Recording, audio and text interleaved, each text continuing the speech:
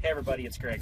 Gonna show you the tires on this 4050 John Deere. Now, as you can see, it's got the extra wide rubber, guys. They're 540/65 R28s on the front. Now, they're an extra wide tire. There isn't a lot of tread in the middle. The edges still have good tread. It is showing some weather checking, guys, but there is still a lot of life in these tires. I would rate them all around still 50%.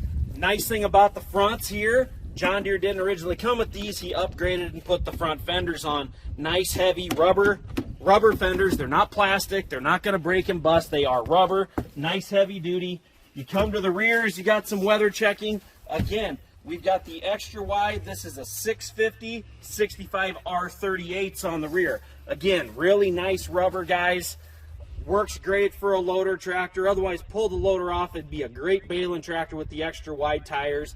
Again, the rears, I'm going to say I'm probably going to rate them more closer to 70% as far as the tread goes. Tread's better, just showing some weather checking. All around, guys, really good rubber on this machine.